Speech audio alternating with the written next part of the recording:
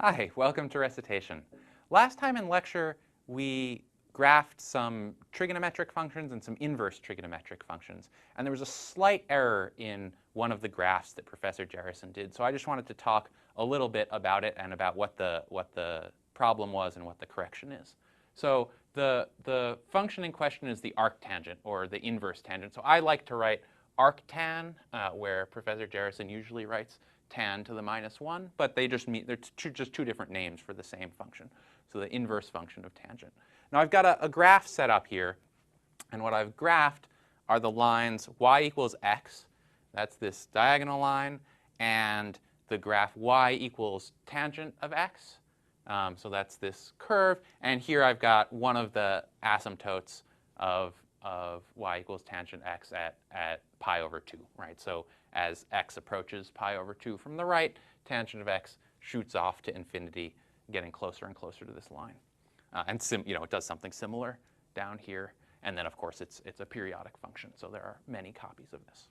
So one thing to notice about this is that the tangent comes in here, the graph y equals tan x comes in, and it is tangent to the line y equals x at the origin. So the slope of tan x is just its derivative. So we saw in an earlier recitation that d over dx of tan x is equal to secant squared of x. And so the derivative at 0 is secant squared of 0, which is 1 over 1 squared, which is just 1.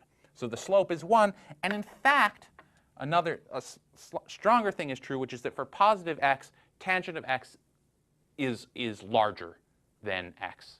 So this falls away. So you can figure that out, for example, by looking at the difference and higher derivatives if you wanted to. So the result of this is that the graph of the arctangent that is what you get when you reflect this graph across the line y equals x. And because of the way these graphs, because of this property that this graph has, that it lies above the line y equals x for positive x, when you reflect it, what you get is something that lies just below the line y equals x. When you reflect this whole picture, that this piece gets reflected and comes entirely on the other side of that line. So the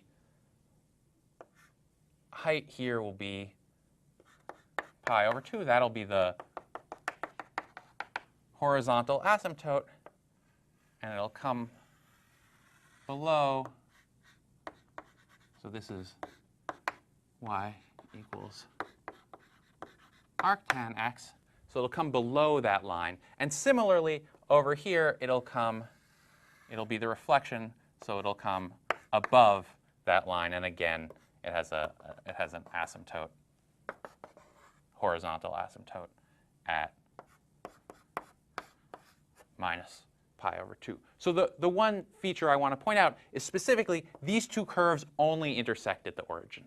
So in the graph Professor Jerrison showed you, there was they looked more like square root of x and x squared, which have a later intersection point. But here, for x bigger than 0, y equals tan x is always bigger than x, which is always bigger than y equals arctan x. And then they come in, and right at the origin, they're tangent to each other. They both have derivative 1 here. And then for negative x, and then they cross. And so arctan x is larger than x is larger than tan x when x is less than 0. So that was all I wanted to share with you, just this slightly cleaner picture of the arctan of x that I get by being able to put it up on the board ahead of time. So that's that.